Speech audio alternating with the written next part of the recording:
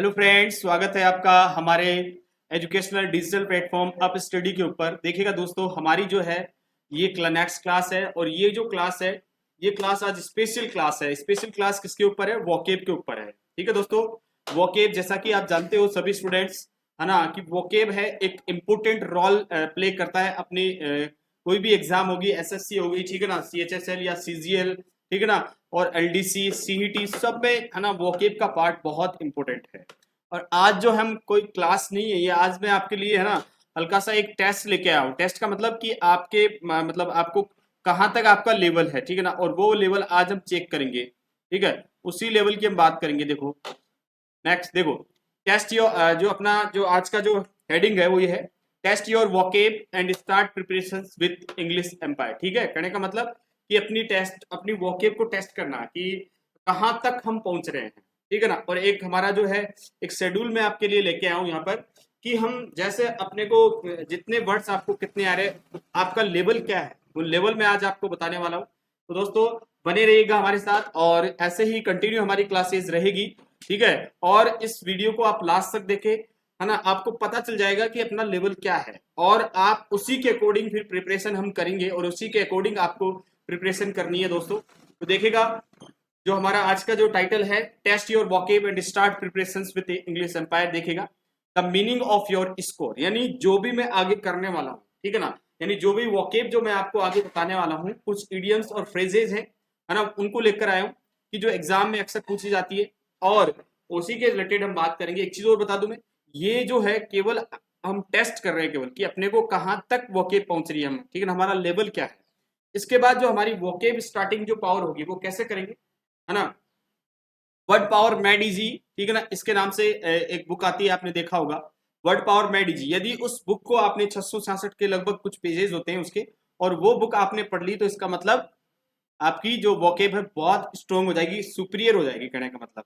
लेकिन उससे पहले अब उसको हर स्टूडेंट नहीं पढ़ सकता है, ठीक है ना, तो उसी का शॉर्ट रूट जो है, यानी उसमें जो कैसे क्या दे रखा है वोकेब, ठीक है ना, how to build our vocab, how to strong, ठीक है ना, हम किस प्रकार से मजबूत करें हमारी वोकेब को, वो उसको लेकर हम बात करेंगे। ठीक है दोस्तों, इसके बाद जो मेन जो है ना वोकेब को प्रिपेयर कैसे करें, उसके लिए हम रूट वर्ड्स को हम पढ़ेंगे। तो रूट वर्ड्स भी मैं आपके साथ लेके आऊंगा धीरे धीरे। पहले रूट वर्ड्स की स्टडी करेंगे, उसके बाद ही आप फ्रेजल वर्ब्स, ठीक है ना, सिनोनिम्स, एंटोनियम्स, उससे रिलेटेड जो भी वर्ड्स हैं वो हम लर्न कर सकते हैं। इसलिए दोस्तों आज मैं आपको पहले बताने वाला हूं कि हमारी जो स्ट्रेटजी होगी वो क्या होगी। देखेगा, यदि आपने ये पूरा जो है वीडियो देखा है और देखने के बाद में आपको खुद को अंदाजा हो रहा है, आपको खुद को पता चल रहा है कि हमने जो है लगभग, है ना, हमारे केवल और केवल मतलब 0 से 05, यानी 0 से 5 जो है, यदि आप 5 ही वोकेब करेक्ट कर पा रहे हो, ये जो वोकेब जो मैं बता रहा हूँ ये बिल्कुल एसएससी सीजीएल सीएचएसएल जीडी और हमारे जो जितनी भी एग्जाम्स होती है उनके उनके लेवल की वोकेब है, ऐसा नहीं कि वो बच्चों वाली वोकेब है। ठीक है, इसी प्रकार से यदि आपने 0 से 5 यानी 5 वोकेब आपकी ठीक हुई तो बिलो एवरेज हुआ, ठीक है ना, और 5 से यदि आपने 12 कर दिया इसका मतलब एवरेज, यानी 5 to 12 यदि आपने किया है इसका मतलब एवरेज, थोड़ा बहुत आप ठीक कर रहे हो, इंप्रूवमेंट कर रहे हो, इसका मतलब, है ना। इसके बाद हम बात करें 12 to 17 अबोव एवरेज, यानी अबोव एवरेज, थोड़ा सा कि आप थोड़ा सा कुछ मेहनत कर रहे हो इसलिए, ठीक है ना, तो 12 से 17 यदि आपका है तो। इसके बाद हम बात करेंगे यदि और 35 टोटल हमारी वोकेब, मतलब 35 का ये टेस्ट है हमारा, इसको हम देखेंगे। और यदि आपने 17 to 23 यदि आपने किया तो इसका मतलब आपका जो लेवल है वो एक्सीलेंट लेवल है। ठीक है, इसके बाद हम बात करेंगे 23+ यदि आपने कर लिया, 23+ आपने कर लिया तो इसका मतलब आपका जो वोकेब का जो लेवल है वो सुपीरियर है, आप, है ना, जो एग्जाम्स को ना कर सकते हो क्रैक, ठीक है ना। और यदि आपने इसको और भी स्ट्रॉन्ग करना है, ठीक है ना, मैं लेके चलूंगा इसके साथ ही, ठीक है ना, हम करेंगे क्लासेस कंटिन्यू। तो देखिएगा फ्रेंड्स, मैं पहले आपको बोलूंगा कि आपको बताना है आंसर क्या होगा, आपको गेस करना है कि फर्स्ट का आंसर क्या होगा। देखो पहला जो है हमारा वो है डिसेबल अपीयरेंस, यानी ये जो वर्ड दे रखा है इसमें अपने पास 5 जो है ऑप्शंस है, और 5 ऑप्शंस में, ठीक है ना, आप देखेंगे कि कौन सा ऑप्शन है जो इसके लिए करेक्ट है, यानी इसके लिए हो क्या सकता है, ठीक है ना। तो देखो फ्रेंड्स, हाँ, फर्स्ट जो है हमारा अनटाइडी, ठीक है ना, जानते होंगे शायद आप अनटाइडी का मीनिंग क्या होता है, फियर्स, पॉलिश, पेक्यूलियर और अनहैप्पी, है ना, फियर्स, पॉलिश, पेक्यूलियर और अनहैप्पी, इनमें से अपने को करेक्ट करना है कौन सा ऑप्शन सही है। पहले आप सोचेंगे, देखो कहने का मतलब मैं कोई देखने के लिए नहीं आ रहा हूँ आपको, लेकिन आपको खुद को पता रहेगा कि हमारी जो वोकेब है, ठीक है ना, हमको कितना आ रही, खुद को कितना आ रही, खुद का हमें इसके अंदर एनालिसिस करेंगे। ठीक है, तो देखो बताइएगा, शायद मेरे हिसाब से जो आपका आंसर होगा, ठीक है ना, वो इन 5 में से, देखो ये वाला जो आंसर जो होगा, इसका फर्स्ट का जो आंसर होगा वो होगा हमारा अनटाइडी। क्या होगा? अनटाइडी, यानी थोड़ा सा मतलब दिखने में सही नहीं दिखता है, ठीक है ना, उसको बोलते हैं अनटाइडी। ठीक है, तो फर्स्ट जो ऑप्शन हमारा आंसर जो होगा वो फर्स्ट होगा, ये होगा इसका फर्स्ट का आंसर, ये होगा। शायद मेरे हिसाब से आपने वोकेब पहली बार देखा होगा, क्योंकि यदि जो इस पढ़ रहा है कंटिन्यू, जो वोकेब लर्न कर रहा है, उसको तो पता है कि क्या हो सकता है। ठीक है ना, इसी प्रकार से नेक्स्ट जो हमारा है वो बैफलिंग प्रॉब्लम। देखिए बैफलिंग क्या होती है? वैसे बैफल जो वर्ड है उसका मतलब मीनिंग होता है भ्रमित होना। ठीक है ना, बैफलिंग प्रॉब्लम यानी एक ऐसी प्रॉब्लम जिसमें अपन इस प्रॉब्लम को देखकर हम थोड़ा सा भ्रमित हो गए, ठीक है ना, उसको बोलते हैं बैफलिंग प्रॉब्लम। तो बताइएगा क्या होगा? फर्स्ट जो है हमारी डिफिकल्ट, फिर दूसरा जो ऑप्शन है हमारे पास सिंपल, थर्ड जो ऑप्शन है पजलिंग, और फोर्थ ऑप्शन है लॉन्ग, और जो फिफ्थ ई ऑप्शन है हमारे पास वो है न्यू। बताइएगा बैफलिंग प्रॉब्लम। अब आप पता लगा सकते हैं कि डिफिकल्ट का मीनिंग तो क्या होगा, पढ़ा होगा, ठीक है, नहीं तो बिल्कुल सिंपल है। सिंपल का मतलब साधारण होता है, लॉन्ग का मतलब लंबा होता है, न्यू का मतलब नया होता है। लेकिन मेरे हिसाब से इनमें से तो कोई बैफलिंग या मतलब ऐसी भ्रमित करने वाली कोई चीज है नहीं। तो हमारा जो आंसर होगा वो होगा C answer, C option is correct. Okay, so here will be C, puzzling, जिसको हम बोलेंगे पजलिंग। पजलिंग का मीनिंग क्या होता है? भ्रमित होना या भ्रमित से रिलेटेड है, कहने का मतलब हम अंदाजा लगा सकते हैं। ठीक है, इसके बाद देखेंगे नेक्स्ट। नेक्स्ट जो है हमारा वो है लीनियंट पेरेंट। लीनियंट पेरेंट क्या होता है?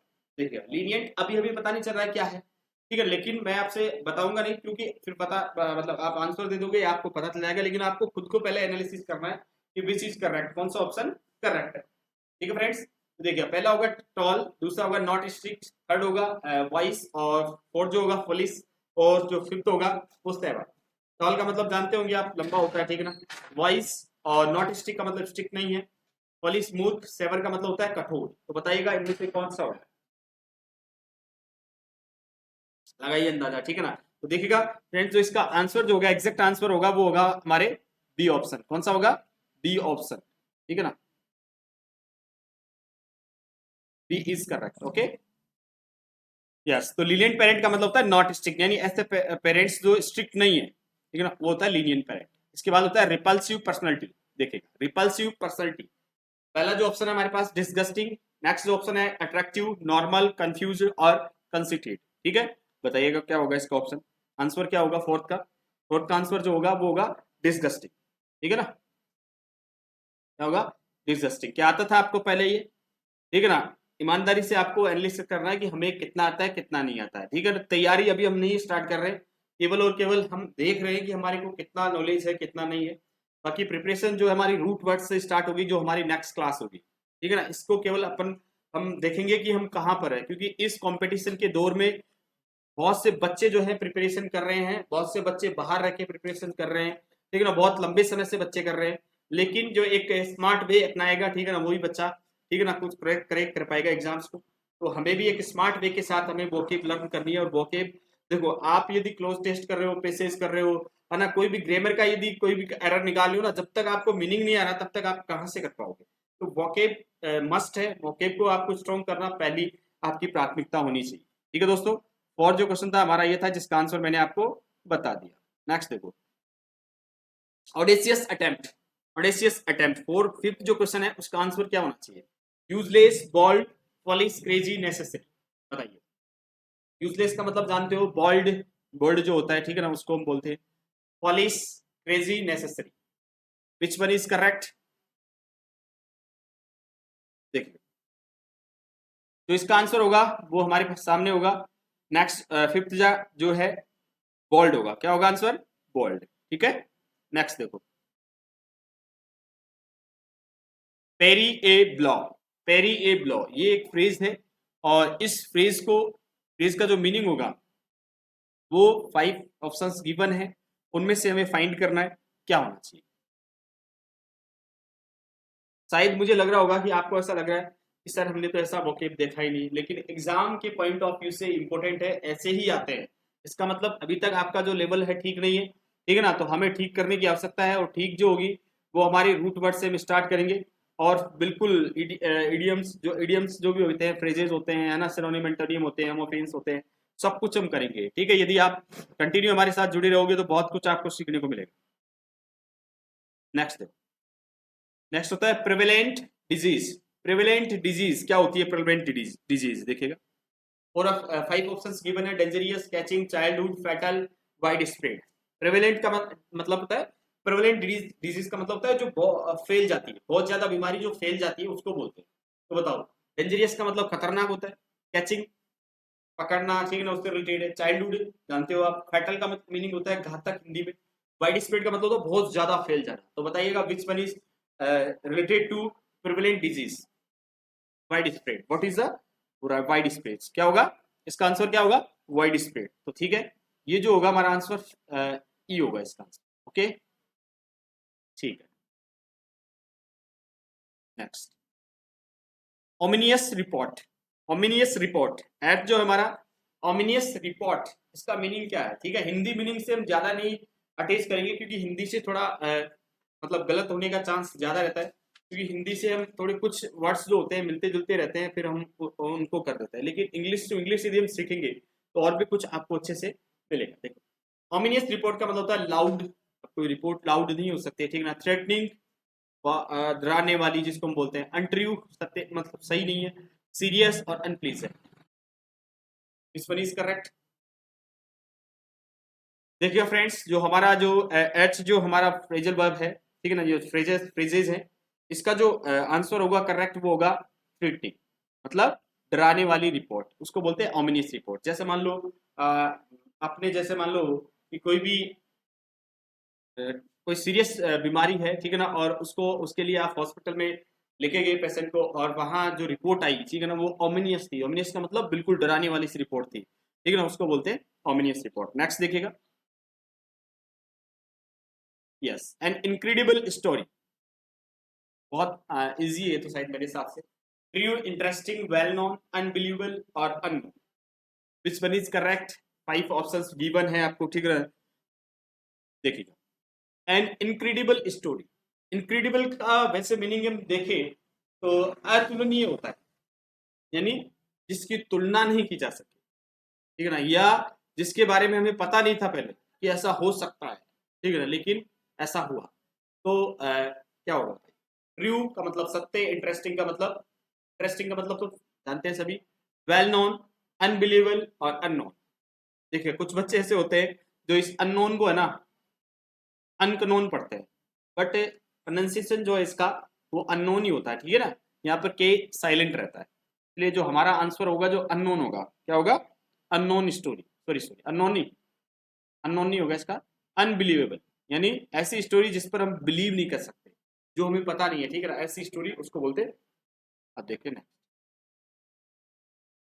नेक्स्ट है एन ऑप्थेमोलॉजिस्ट। देखिएगा, ऑप्थेमोलॉजिस्ट का मीनिंग क्या होता है? और देखो यहाँ पर जो है ना रूट वर्ड फॉलो हो रहा है, जिस्ट का मीनिंग क्या है, ऑप्थो का मीनिंग क्या है, ठीक है ना, यदि आपको इतना रूट वर्ड्स इनके मालूम है तो आप आराम से इसका आंसर दे सकते हो, लेकिन आपने रूट वर्ड नहीं पढ़े अभी तक, है ना, तो क्या होगा? देखिए, अभी तो जो मैं आपको बताने वाला हूँ इसका आंसर होगा आई डॉक्टर, लेकिन आपको मेरे हिसाब से नहीं पता था, ठीक है ना, तो हमें जो रूट वर्ड्स है उनको फॉलो करना बहुत नेसेसरी है, उसको भी हम लेके चलेंगे। Next, will supersede the old law, क्या होगा? enforce, specify penalties, for take the place of, repel, continue. What will be the answer of 11? 11 का आंसर क्या होगा? सुपरसेड द ओल्ड लॉ, इसका मीनिंग होगा हमारे पास टेक द प्लेस, क्या होगा? टेक द प्लेस, ठीक है, 11 का आंसर जो होगा take the place. An anonymous donor बताएगा, एनोनमस डोनर का मीनिंग क्या होता है? 12 जो है हमारा आंसर जो होगा वो क्या होगा? एनोनमेंट रेलुकेंट, क्या होगा? रेलुक्टेंट, ठीक है ना, एनोनमस डोनर का मीनिंग होगा reluctant. E option is correct. 12. Perform an autopsy. What is the meaning of this phrase? Perform an autopsy. 13 जो है हमारा, उसका आंसर जो होगा वो क्या होगा? Examination of living tissue, examination of corpse to determine the cause of death, process in the manufacture of optical lenses, operation to cure an organic disease, series of questions to determine the case of delinquent behavior. Yes, what will be the answer? Please tell me. या अपने आप को आप देखिएगा कि हमारा जो level है वो कहाँ तक है, देखें। तो इसका एग्जैक्ट आंसर होगा परफॉर्म एन ऑटोप्सी। इसका मीनिंग होता है examination of a corpse to determine the cause of death. नहीं, cause of death, cause of death का मीनिंग क्या होता है कि जो मृत्यु का कारण है उसको डिटरमाइन करना, उसके बारे में एग्जामिनेशन करना, उसको बोलते हैं examination of a corpse to determine the cause of death. यानी B option is correct. An indefatigable worker, बताइए इंडेफेटिगेबल वर्कर का मीनिंग क्या होता है? Indefatigable worker, what is the meaning of this phrase?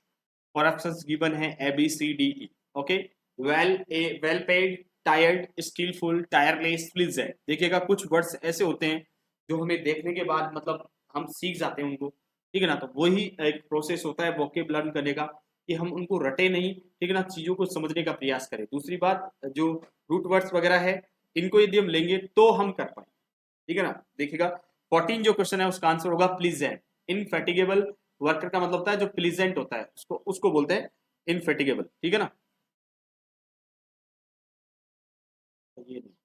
D होगा, डी ऑप्शन, टायरलेस, है ना, जो थकता नहीं है कभी, ठीक है ना, उसको बोलते हैं टायरलेस।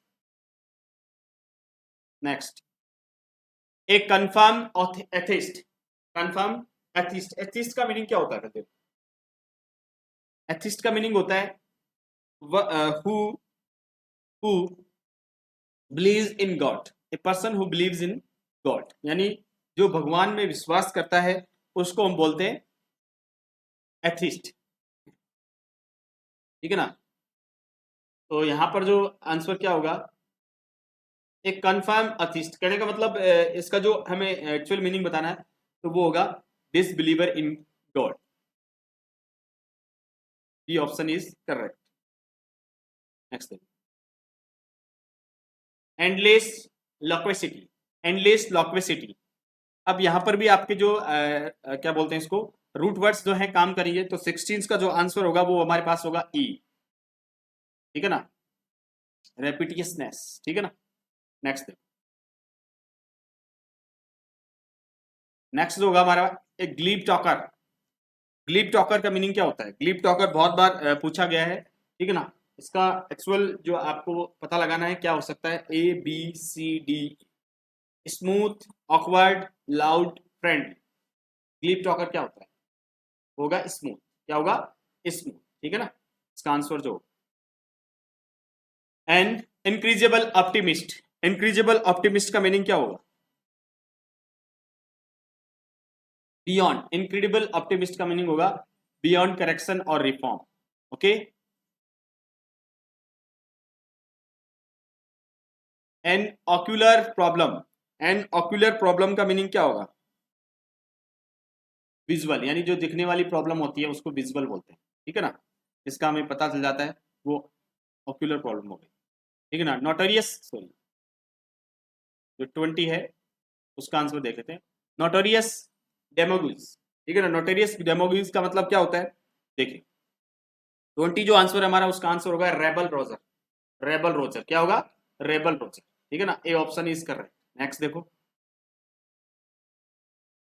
ए नेव एटीट्यूड।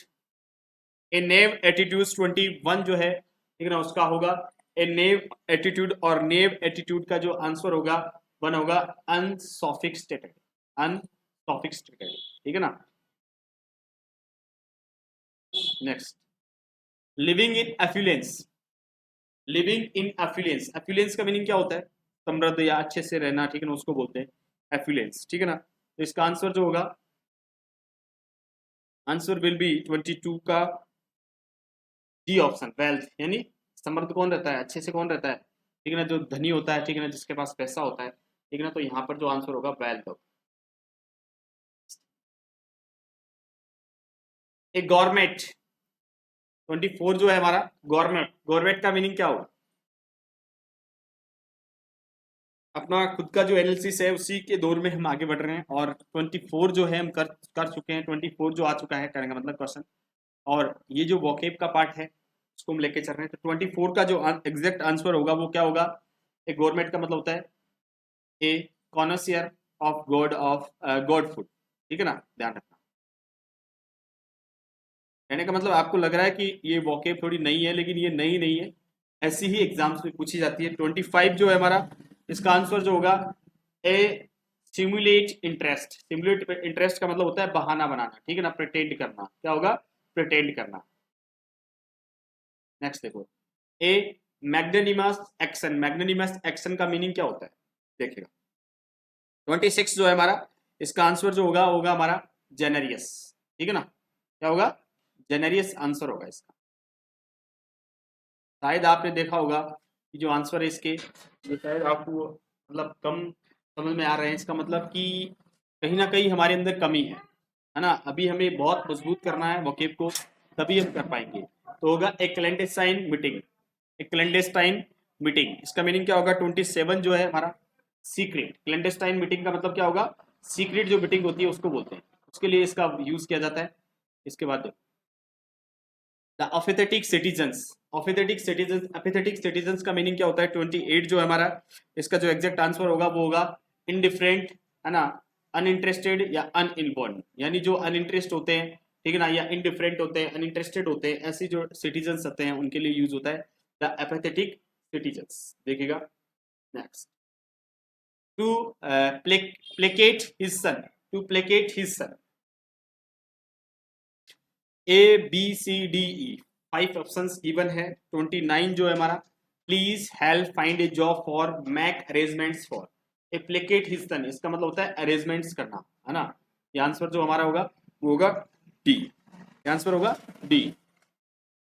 इसका जो आंसर होगा वो होगा change a feeling of hostility to one friendliness, ठीक है ना, ये होगा। नेक्स्ट देखो 30 जो है हमारा, ए विसिलेट कंटिन्यूअली। ए विसिलेट कंटिन्यूअली, इसका आंसर आप फाइंड करेंगे। इसका आंसर होगा हमारे पास बी, स्विंग बैक फॉर्थ इन इंडिसीजन, ये होगा इसका आंसर, ठीक है। नेक्स्ट देखो, ए नॉस्टैल्जिक फीलिंग। देखिएगा ये क्वेश्चंस बहुत बार पूछा गया है, एग्जाम्स में भी आया है ना। अन्य जो एग्जाम्स एसएससी या सीजीएल या सीएचएसएल, ठीक है ना, एसएससी लेवल पे या जो हमारे स्टेट लेवल के एग्जाम्स है, ठीक है ना, एलडीसी हो गया इनके अंदर, हाई कोर्ट की मान लो चाहे एलडीसी, ठीक है ना, तो उनमें से ये क्वेश्चन पूछा गया कई बार। 31 जो है हमारा, इसका आंसर जो होगा होम सिक। नॉस्टैल्जिक फीलिंग का मतलब होता है होम सिक, ठीक है। नेक्स्ट, ए फील एंटीफेटी। ए फील एंटीफेटी 32 जो है, इसका आंसर क्या होगा? हॉस्टिलिटी। क्या होगा? हॉस्टिलिटी, ठीक है ना, इसका आंसर हॉस्टिलिटी होगा। आप पता लगाएंगे कि क्या है, क्या हो सकता है, ठीक है ना। ये आपने पढ़ा है या नहीं पढ़ा है खुद का पता चल रहा होगा आपको। Be more circumspect, be more circumspect, what is the meaning of this? 33, ठीक है ना। इसका आंसर जो होगा हमारे पास 33 का वो होगा सी, कॉशियस, ठीक है ना। की आंसर इज करेक्ट। 34 की हम बात करें तो देखो, an intrepid fighter for human rights, who will intrepid fighter for human rights, what is the answer of this? इसका होगा फियरलेस, यानी मानव के अधिकारों के लिए जो लड़ता है, ठीक है ना, जो फियरलेस होता है, ठीक है ना, बिल्कुल किसी से डरता नहीं है, ठीक है ना, वो होता है interpret fighter of human rights, ठीक है। नेक्स्ट जो हमारे सामने है,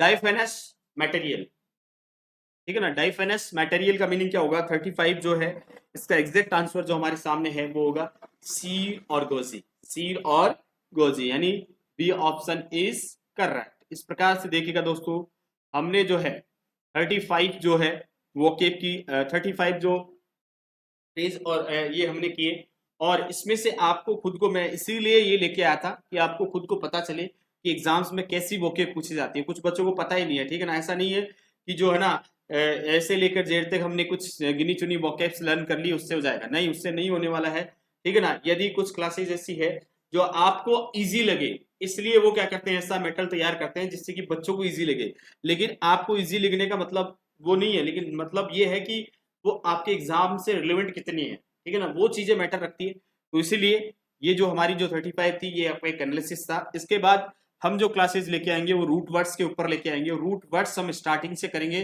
जिससे कि आपका वोकेब जो है स्ट्रॉन्ग हो, ठीक है दोस्तों। तो आज के लिए इतना ही काफी है, बाकी हमारी जो ग्रामर की क्लास है वो भी कंटिन्यू रहेगी, है ना। देखने के लिए, वीडियो को लास्ट तक देखने के लिए थैंक्स, और हमारे चैनल को है ना आप सब्सक्राइब करना या है ना शेयर करना ना भूले, ठीक है ना। और थैंक यू दोस्तों, आगे फिर बात करेंगे, धन्यवाद।